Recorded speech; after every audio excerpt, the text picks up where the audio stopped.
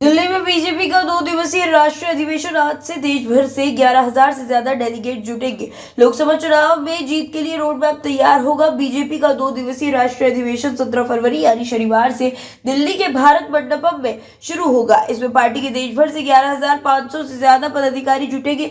राष्ट्रीय कार्यकारिणी और राष्ट्रीय परिषद की इस बैठक में लोकसभा चुनाव में जीत के लिए रोड मैप तैयार किया जाएगा। साथ ही बीते 10 साल की सत्ता के दौरान लिए गए पार्टी के बड़े और निर्णायक फैसलों पर प्रधानमंत्री मोदी को धन्यवाद दिया जाएगा। पूर्व केंद्रीय मंत्री और सीनियर बीजेपी नेता रविशंकर प्रसाद ने कहा कि लोकसभा चुनाव में एनडीए 400 सीटों की जीत के लक्ष्य के लिए देश भर में डेलीगेट भाग ले रहे हैं। 17 फरवरी को फर्स्ट हाफ में पदाधिकारियों की बैठक होगी, जिसमें प्रधानमंत्री मोदी भी मौजूद रह सकते हैं। जेपी नड्डा का उद्घाटन भाषण होगा। रविशंकर प्रसाद ने कहा दोपहर बाद 3 बजे राष्ट्रीय अधिवेशन की बैठक शुरू होगी। पार्टी अध्यक्ष जेपी नड्डा का उद्घाटन भाषण होगा और पीएम मोदी समापन भाषण देंगे। बैठक में 2 प्रस्ताव लाए जाएंगे।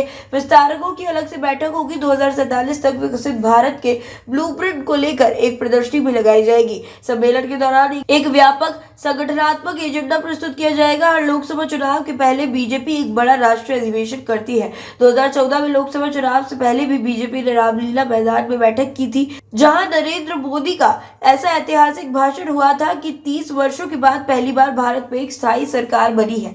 इसी तरह 2019 के लोकसभा चुनाव से पहले फिर से रामलीला मैदान में पार्टी ने राष्ट्रीय अधिवेशन किया था और ज्यादा संख्या में जीत के साथ केंद्र में फिर से बीजेपी की सरकार बनी थी। राजनीतिक और आर्थिक प्रस्ताव पेश होने की संभावना। कहा जा रहा है कि राष्ट्रीय अधिवेशन में राजनीतिक और आर्थिक प्रस्ताव पेश हो सकते हैं। राजनीतिक प्रस्ताव में मोदी सरकार की 10 साल की बड़ी उपलब्धियां गिनाते हुए 2024 चुनाव में लगातार तीसरी जीत का अपना रोड मैप पेश किया जाएगा। आर्थिक प्रस्ताव में भारत को दुनिया की तीसरी सबसे बड़ी अर्थव्यवस्था बनाने का संकल्प लिया जाएगा, जिसका ऐलान खुद प्रधानमंत्री कर चुके हैं। किसान आंदोलन को देखते हुए ये माना जा रहा है कि पीएम मोदी के किसानों के लिए अब तक किए कामों की चर्चा कर भविष्य में किसानों के लिए प्रस्तावित योजनाओं पर भी प्रस्ताव आ सकता है।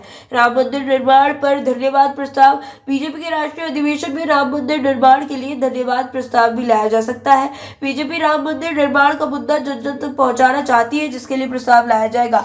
हाल ही में 3 राज्यों में पार्टी की जीत पर भी धन्यवाद प्रस्ताव आ सकता है। साथ ही पिछले साल संसद से पास हुए महिला आरक्षण बिल पर भी धन्यवाद प्रस्ताव आ सकता है। बीजेपी महिला सशक्तिकरण के अपने नारे को लेकर और भी जोर शोर से चुनाव में जाना चाहती है। राष्ट्रवाद का मुद्दा गर्म रखने के लिए बीजेपी अक्साई चीन और पाकिस्तान अधिकृत कश्मीर से जुड़ा कोई प्रस्ताव भी ला सकती है।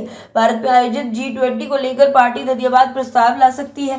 यही वजह है कि इस बार का अधिवेशन भारत मंडपम में हो रहा है, जिसमें G20 के कार्यक्रम हुए थे। पार्टी अपने नेताओं के जरिए जनता तक मैसेज भिजवाना चाहती है कि पीएम मोदी के नेतृत्व में भारत वर्ल्ड क्लास इंफ्रास्ट्रक्चर और सुविधाएं मुहैया कराने में कितना आत्मनिर्भर बन चुका है। 2024 के चुनाव जैसे जैसे करीब आ रहे हैं, बीजेपी का कुनबा बढ़ता जा रहा है। महाराष्ट्र में शिंदे और अजीत पवार, बिहार में नीतीश कुमार, यूपी में जयंत चौधरी पाले में आ चुके हैं। अब आंध्र में चंद्रबाबू नायडू, पंजाब में अकाली दल से भी बातें चल रही है। सरकार ने एक साथ 5 शख्सियतों को भारत रत्न देकर भी चुनावी समीकरण साधने की कोशिश की है। इसके अलावा पीएम नरेंद्र मोदी दक्षिण भारत के मैराथन दौरे कर रहे हैं।